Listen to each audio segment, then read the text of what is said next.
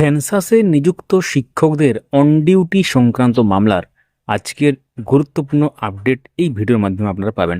সম্পূর্ণ বাংলাতে ব্যাখ্যা থাকবে। আজকের শুনানিতে কি হয়েছে, মাননীয় বিচারপতি কি বলেছেন, পরবর্তী শুনানির কি কোনো দিন ধার্য হয়েছে, পুরো ব্যাপারটা জানার জন্য প্রথম থেকে শেষ পর্যন্ত স্কিপ না করে ভিডিওটি দেখুন। যারা ইউটিউব থেকে দেখছেন আমাদের এই চ্যানেলটিকে সাবস্ক্রাইব করে পাশের বেল আইকন প্রেস করে অল করে দেবেন এবং হাইপ অপশনটি কাজে লাগাবেন। যারা ফেসবুক থেকে দেখছেন আমাদেরকে ফলো করুন, ভিডিওটি লাইক করুন, সবার সাথে শেয়ার করে দেবেন। দেখার পর শুরু করা যাক। আপনারা জানেন সেন্সাসের মতো বা সেন্সাস ডিউটির মতো সরকারি গুরুত্বপূর্ণ কাজে শিক্ষক শিক্ষিকাদেরও দায়িত্ব দেওয়া হয়ে থাকে। এর ফলে একটি গুরুত্বপূর্ণ প্রশ্ন সামনে এসেছে,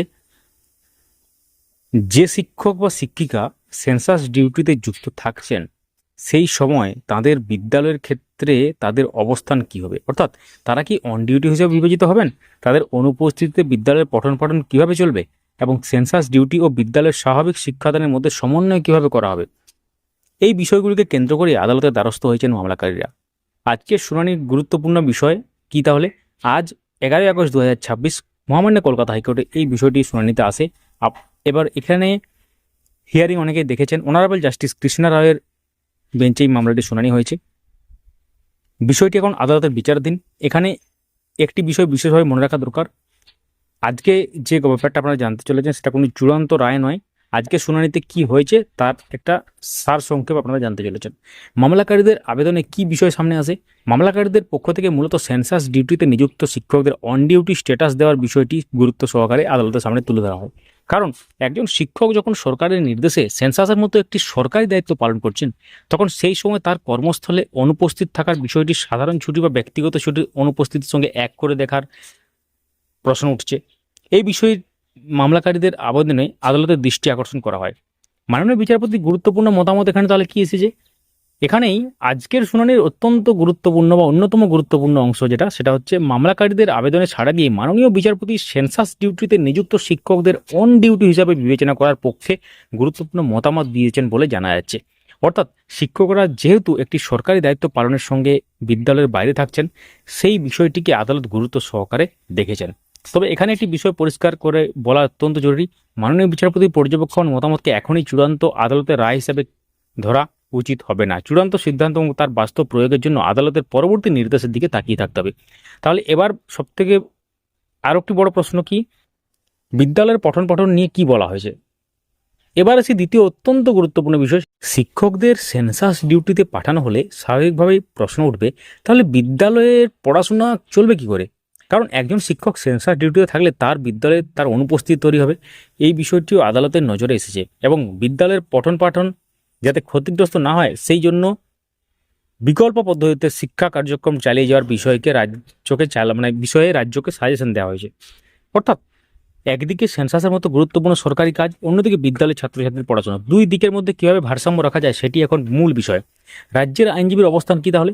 এখানে শুনানিতে আরও একটি গুরুত্বপূর্ণ ঘটনা ঘটে। রাজ্যের আইনজীবী আজকের শুনানিতে প্রয়োজনীয় প্রস্তুতি ছাড়াই উপস্থিত হয়েছেন বলে বিষয়টি সামনে আসে এবং এই বিষয়ে রাজ্যের অবস্থান জানাতে 1 সপ্তাহ সময় চাওয়া হয়। অর্থাৎ আদালতের সামনে এই মুহূর্তে রাজ্যের পক্ষ থেকে সম্পূর্ণ মতামত বা প্রস্তুত উত্তর দেওয়া সম্ভব হয়নি।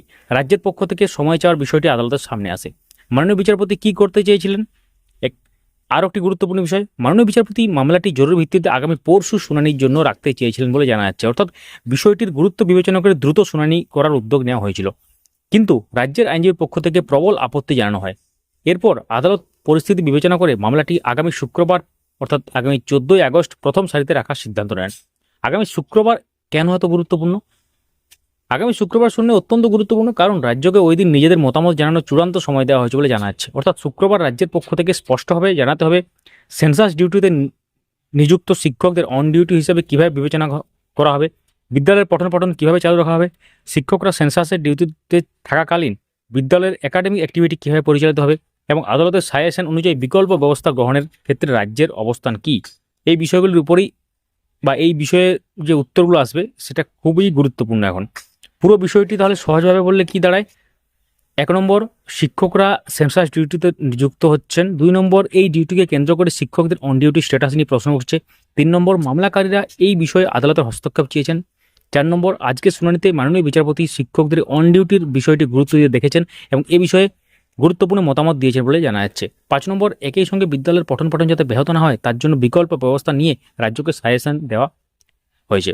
6 নম্বর, রাজ্যের আইনজীবী আরও সময় চেয়েছেন। 7 নম্বর, আগামী পরশু শুনানি জরুরি শুনানির পরিবর্তে রাজ্যের আপত্তির কারণে মামলাটি আগামী শুক্রবার প্রথমের দিকে বা প্রথমের সারিতে রাখা হয়েছে। 8 নম্বর, এবং আগামী শুক্রবারকে রাজ্যের মতামত জানানোর চূড়ান্ত দিন হিসেবে নির্ধারণ করা হয়েছে বলে জানা যাচ্ছে।